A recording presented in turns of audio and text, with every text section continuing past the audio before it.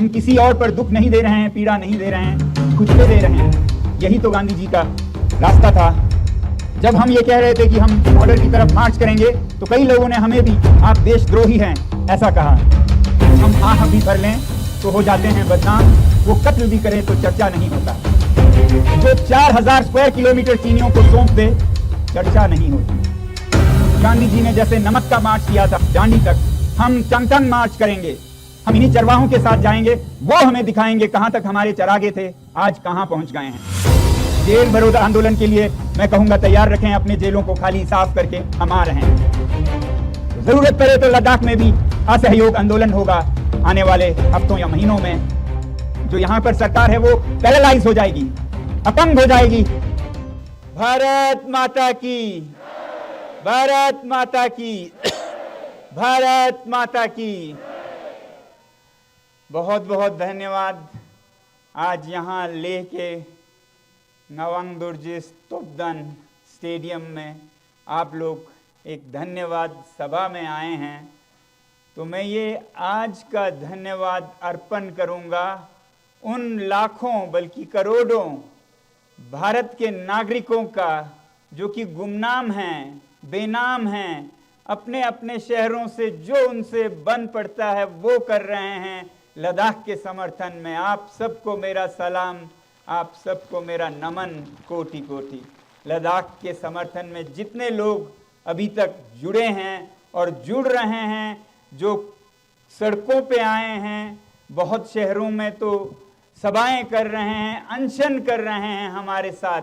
आज सुबह मैंने वीडियो कॉन्फ्रेंस से एक सज्जन का अनशन तोड़ा जो पुणे में 10 दिन तक अनशन पे रहे लद्दाख के लिए। उनका अनशन हमारे साथ उन्होंने ख़त्म किया। तो उन सब को मैं लद्दाख की तरफ से हार्दिक धन्यवाद देना चाहता हूँ। और वैसे तो होना भी चाहिए, हम एक देश हैं, एक जनता हैं पूरे भारत की। तो जब एक हिमालय पे संकट हो तो पूरे भारत का संकट है, और ऐसा ही आपने प्रतीक दिया इस तरह से लद्दाख के इस आंदोलन के साथ जुड़कर। तो लद्दाख की पूरी जनता, बल्कि लद्दाख के पहाड़, लद्दाख के ग्लेशियर, लद्दाख के फूल, पत्ते, पक्षी, पशु सब आपका धन्यवाद करते हैं। अब जरा बात करेंगे हम क्यों हम ये आंदोलन कर रहे हैं। बचपन में हमें सिखाया गया था कि अपना हक मांगना सीखो, अपना हक लेना सीखो, मांगने से भी ज्यादा लेना सीखो जो आपका हक है। वचन का पालन करना सीखो, वादों को निभाना सीखो, सच्चाई पर चलना सीखो। ये सब हमारे विद्यालयों में, भारत के पाठ्यक्रम में हमारे शिक्षकों ने हम में ठूस ठूस के भरा है। और अब नहीं होता हमसे जब कहीं अन्याय हो और वो हम पे ही हो, तो और भी आवाज़ उठाना नेचुरल है, प्राकृतिक है। तो ऐसा ही कुछ ज़रूरत लद्दाख में पड़ी है, क्योंकि लद्दाख में जैसा आप लोगों को मालूम है, लद्दाख का ये पर्यावरण बहुत ही संवेदनशील है, नाजुक है, बिगड़ सकता है, बहुत अलग है ये बाकी देश से, बल्कि दुनिया से। ये लखनऊ, चंडीगढ़, उत्तर प्रदेश जैसा नहीं है, ये तो मंगल ग्रह जैसा ज़्यादा दिखता है किसी और प्रदेश से। तो ऐसे एक भूभाग का संचालन, उसकी देखरेख, उसका रख रखाव, संरक्षण कैसे करें, ये यहाँ के जो मूल निवासी जनजातीय जनसंख्या है उन्हें आता भी है और उनकी जिम्मेदारी भी है। तो इन्हीं जिम्मेदारियों को निभाने के लिए जब लद्दाख जम्मू कश्मीर से अलग हुआ एक यूटी बनकर, तब हमने 2 उम्मीदें की थी। पहली तो कि इन पहाड़ों को, इन जनजातियों को संरक्षण 6वें शेड्यूल में मिलेगा, भारत के संविधान में जो रखा हुआ है भारत माता ने ऐसे पुत्रों पुत्रियों के लिए जो थोड़े अलग जीवन जीते हैं, पहाड़ों में हैं, कहीं जंगलों में हैं, जिन्हें हम इंडिजिनस पीपल, ट्राइबल पीपल या जनजातीय लोग कहते हैं। असल में ये एक रखवाले हैं भारत के प्राचीन ज्ञान का। आज दुनिया को, भारत ही नहीं दुनिया को इनसे सीखने की ज़रूरत है कि इस पृथ्वी पर अगर शांति से रहना है तो कैसे जिएं, वो इन जनजातियों से सीख मिलेगी। तो इन्हें संजोए रखने के लिए ये 6 शेड्यूल की उम्मीद लद्दाख के लोगों ने ज़रूर की, क्योंकि यहाँ पर 97% जनजातीय संख्या है, ऐसा कहा जाता है। तो ये तो एक बिना सोचे समझे मतलब प्राकृतिक सी बात है कि ये शेड्यूल यहाँ मिले। और इसी तरह से सरकार ने वादे किए कि ऐसा ही होगा। जब यूटी बना, जिस पर हम बहुत खुश हुए, कृतज्ञ हुए, उसके बाद उन्होंने फिर वादे किए कि ये संरक्षण भी आपको दिया जाएगा। और इन वादों को चुनावों में, घोषणा पत्र में लाया गया, मैनिफेस्टो में नंबर 1, 2, 3 पर। और इसी को देखते हुए, इसी विश्वास में, इसी भरोसे पर लोगों ने भारी संख्या में वोट देकर सरकार को, जो अभी सरकार है, उसको जिताया। संसदीय चुनाव में भी, हिल काउंसिल में भी। मगर उसके बाद वो वादे से पीछे हटे और 4-4.5 साल के टाल मटोल के बाद पिछले 4 मार्च को उन्होंने साफ इनकार कर दिया। वादा करने के बावजूद क्या ये जायज है? आप लोगों को ये जायज नहीं है। कोई बच्चा समझ सकता है। अब ये हमारा हक बनता है कि जो वादा हुआ है उसे हम लें। यही तो हमने बचपन में सीखा, अपना हक लेना सीखो, वचन पूरा करना सीखो। तो यही मांग रहे हैं हम। दूसरी उम्मीद थी कि लद्दाख को भी लोकतंत्र के फल मिलेंगे। यहाँ भी एक असेंबली होगी जिसमें चुने हुए प्रतिनिधि यहाँ का फैसला करेंगे कैसे लद्दाख को व्यवस्थापन करना है, चलाना है, संचालन करना है। मगर उसी मीटिंग में उन्होंने ये भी साफ कर दिया कि ना आपको 6वें शेड्यूल का संरक्षण मिलेगा, न ये लोकतंत्र। ये 4 मार्च को था और 6 मार्च से हम यहाँ पर अनशन शुरू कर चुके हैं। और कल 21 दिन का हमारा खत्म हुआ। एक चरण, पहला चरण 21 दिन इसलिए क्योंकि गांधी जी का सबसे लंबा उनके जीवन का अनशन था 21 ही दिन का। तो हम गांधी जी के पद चिन्हों पर चलने वाले लोग हैं लद्दाख में। बहुत ही आस्था से, पूरी उम्मीद के साथ कि इस रास्ते पर जीत ही होगी, हम चल रहे हैं। उन्होंने एक रास्ता दिखाया था सत्याग्रह का। सत्याग्रह का यानी कि सच्चाई को पकड़ के रखो, उस पे चलोगे तो सफलता मिलेगी ही। तो हम उसी पे पकड़ के सच्चाई की मांग कर रहे हैं, वचन का पूरा करने की मांग कर रहे हैं। और उसके लिए हम सत्याग्रह के ही शैली में अनशन पर बैठे हैं। हम किसी और पर दुख नहीं दे रहे हैं, पीड़ा नहीं दे रहे हैं, खुद पे दे रहे हैं। यही तो गांधी जी का रास्ता था सत्याग्रह का। तो इसी सत्याग्रह के अंदर उन्होंने कई रास्ते सिखाए। सिविल डिसोबीडियंस, हम पालन नहीं करेंगे ऐसे बातों का जो कि हित में नहीं है यहाँ के। तो मैं आप लोगों को ज़रा बताना चाहूँगा अगले आने वाले समय में हम क्या क्या करने वाले हैं और किस तरह से गांधी जी के पथ पर चलने वाले हैं। तो अभी 21 दिन का तो ठीक गांधी जी के अनुसार हम चले। और अब इस चरण के बाद दूसरे चरण में बैठे हैं हमारे लद्दाख की महिलाएं। वो आज से अनशन पर बैठी हैं, लंबी अनशन पर। और फिर उनके बाद युवा बैठेंगे अनशन पर। और उनके बाद फिर भिक्षुगण, जो मठों से गोम्पाओं में हैं, हमारे लद्दाख के धार्मिक गुरु, वो बैठेंगे, फिर बड़े बूढ़े बैठेंगे, फिर हम दोबारा से शायद मुझे बैठना पड़े। हालांकि हम सब उम्मीद करते हैं तब तक सरकार को अपना फैसला एहसास होगा कि उनके फैसले में कुछ ऊंच नीच रह गई, लद्दाख के साथ अन्याय हुआ। साफ साफ वादा करने के बाद सरकार खुद पीछे हट गई, ये उनको शोभा नहीं देती है। जो सरकार सच्चाई की कस्में खाती हैं और जो सरकार अभी फिर चुनाव में जा रही हैं गारंटीज के साथ, वो अपने घोषणा पत्र में क्या जवाब देंगे और क्या मुंह दिखाएंगे जनता से अगर लद्दाख का ये कहानी चलता रहा। तो इसलिए हमें बहुत उम्मीद है कि अगला चक्र सत्याग्रह का, अनशन का हमें न करना पड़े, उसकी हम पूरी उम्मीद करते हैं, मगर पूरी तरह तैयार भी हैं।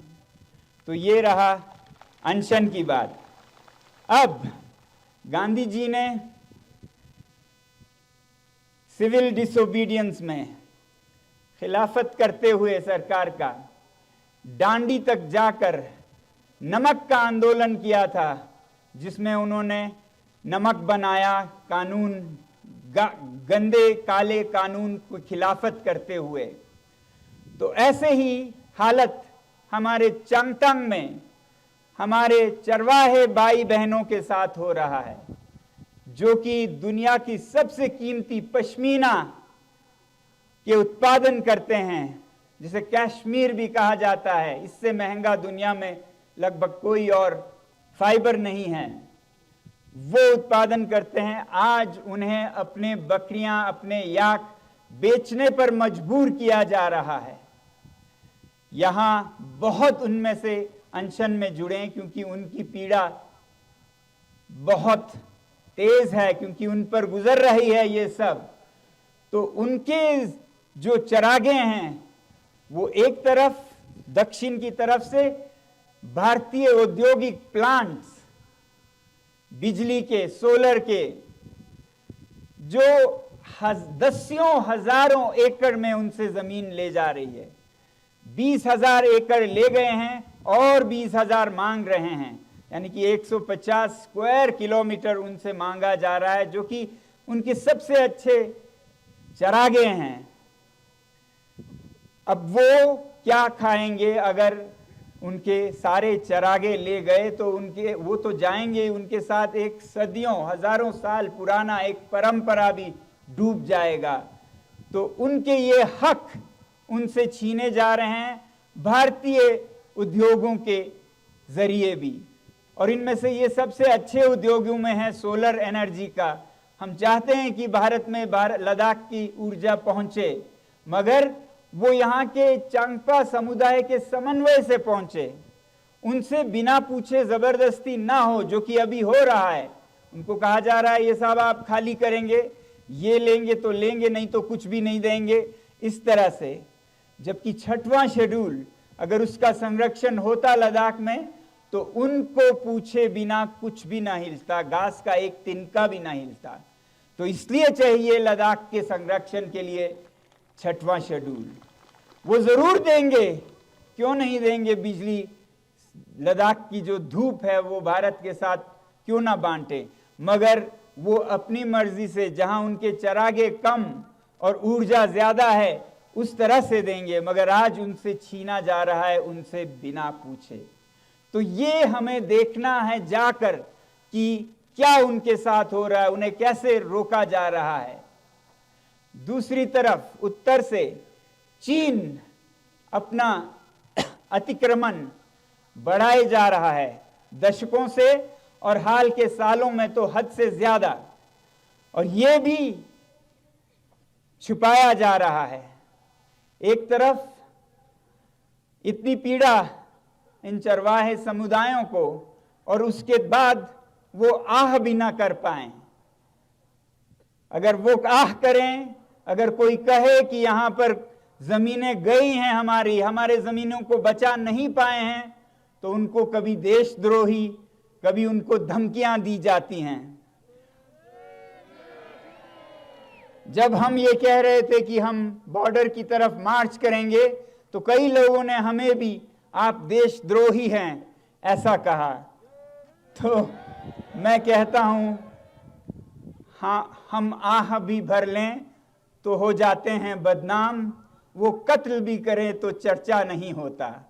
ये हालत है आज की सरकार की। हम पे जो जुल्म हो रहा है, हमारे सर कट रहे हैं, हम आह करें तो देशद्रोही बन रहे हैं। जो 4000 स्क्वायर किलोमीटर चीनियों को सौंप दे, चर्चा नहीं होती। तो अब होगा लद्दाख के लोग जाकर वास्तविक भूमि पर उद्योगों को कितना चरागा जा रहा है, कितने किलोमीटरों, मतलब एक पूरा शहर जितना जमीन उद्योगों के लिए चरवाहों के चरागे जा रहे हैं। दूसरी तरफ उससे भी 20 गुना ज्यादा चीन को जा रहा है। तो क्या हालत है इन चरवाहों की, देश को दिखाने की जरूरत है ताकि उन्हें समझ आए कि ये संरक्षण लद्दाख के लोग कुछ ऐसे ही नहीं मांग रहे हैं, जरूरत है इसकी, उनके जान पे बनाई है, उनके रोजी पे बनाई है। तो इसलिए हम गांधी जी ने जैसे नमक का मार्च किया था डांडी तक, हम चांगथंग मार्च करेंगे। चांगथंग मार्च जिसे हम कहेंगे, क्योंकि बॉर्डर एक तरफ चीन की तरफ है मगर दूसरी तरफ नहीं है। चांगथंग मार्च में हम पूरे देश को सिलसिलेवार लाइव दिखाना चाहेंगे कि क्या हो रहा है। हमें मालूम है अगर सरकार के दिल में सफाई है, उनके पास कुछ भी छुपाने को नहीं है, जैसा वो कहते हैं, वो सच्चाई के अनुयायी हैं, तो वो भारत की जमीन पर भारतीय लोगों को जाने में उनको कोई एतराज नहीं होगी। हमारे लिए खुली सड़कें मिलेंगे अगर सब साफ है। तो अगर नहीं है, छुपाने को बहुत है कि हम इतना चरागा उद्योगों को नहीं दे रहे हैं, हम इतना चरागा अतिक्रमण में नहीं खो रहे हैं। अगर वो ये झूठ बोलना चाहते हैं तो वह हमें जरूर रोकेंगे, और उनका रोकना अपने आप में एक बयान होगा। उसी से हमें बहुत बड़ा बयान सरकार का मिल जाएगा कि छुपाने को बहुत है, जमीनें बहुत गई हैं, मगर हम नहीं जाने दे सकते ताकि देश ना देख ले और फिर चुनाव पे असर ना हो। तो चुनाव पे असर होने की बात हो तो होनी चाहिए। अगर पाकिस्तान के साथ पुलवामा और उड़ी का असर आपको अच्छा लगता है, तो यहाँ हमारे चरवाहों के साथ क्या हुआ वो भी आपको मान्य होना चाहिए। जो सच्चाई है वो हम दिखाएंगे, हम कोई झूठ नहीं दिखाएंगे। हम इन्हीं चरवाहों के साथ जाएंगे, वो हमें दिखाएंगे कहाँ तक हमारे चरागे थे, आज कहाँ पहुँच गए हैं। दूर से दिख जाते हैं सब, वो हमें दिखाएंगे। तो हमें उम्मीद है कि कोई रुकावट नहीं डालेंगे। हमें पूरा विश्वास है कि हमारी सरकार जनता की सरकार है, लोकतंत्र की सरकार है और पारदर्शी सरकार है। जैसा है वैसा दिखाने का पूरा अनुमति देंगे और इसी में भारत की भलाई है, वरना यहाँ पर फिर और उलझ जाएगा।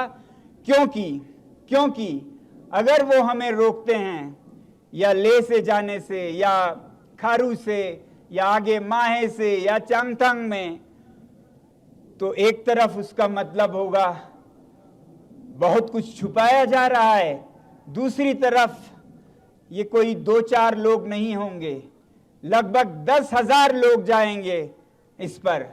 तो गांधी जी का और एक बड़ा कॉल था जेल भरो आंदोलन, तो हम उस पे उतरेंगे। अब तीसरा जेल भरो आंदोलन के लिए मैं कहूंगा तैयार रखें अपने जेलों को खाली साफ करके, हम आ रहे हैं।